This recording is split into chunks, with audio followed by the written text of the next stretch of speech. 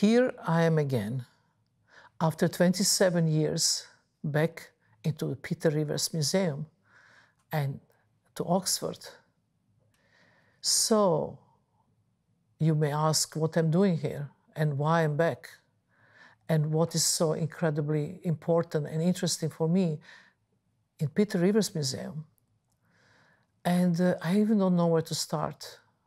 It's a long story. I would try to make it shorter. But you see, I'm a performance artist.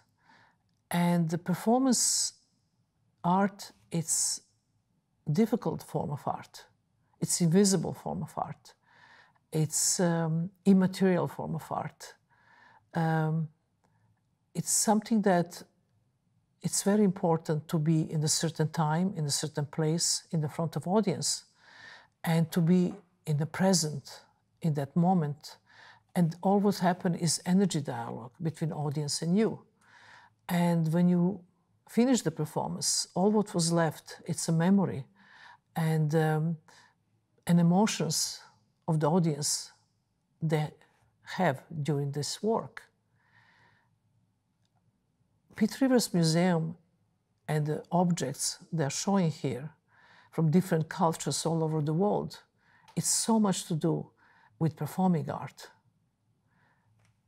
Whatever you take, shamans from Siberia, Aborigines from Central Australian desert, rituals in Nagaland, Aztecs, Sumerian, Indian culture, wherever you look, all of these cultures are based on rituals.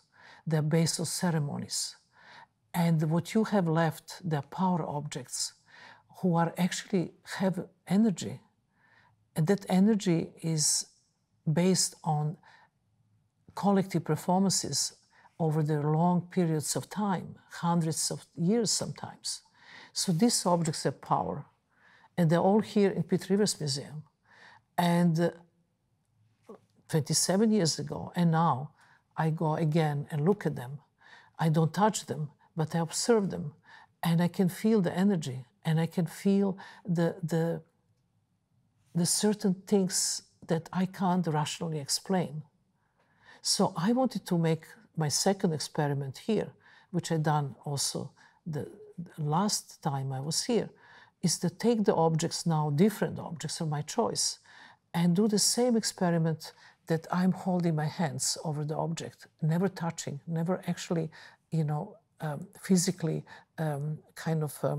interact with the object, just touching above my, and see if I can feel that energy, if I can kind of transport myself into a certain time period and imagine the ritual or imagine the purpose why it was made, or even how I can find maybe new purpose for the same objects.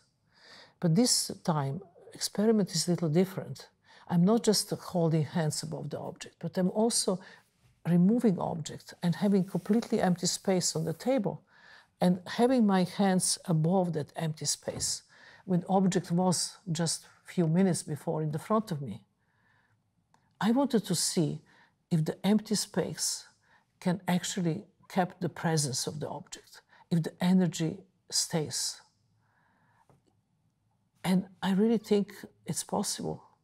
To me, it's in a way I like to prove that materiality of immateriality, that energy never leaves the space. It's transforming into different dimensions, but it's always there. It's like performance. And that's all I want to share with you right now. Thank you for listening.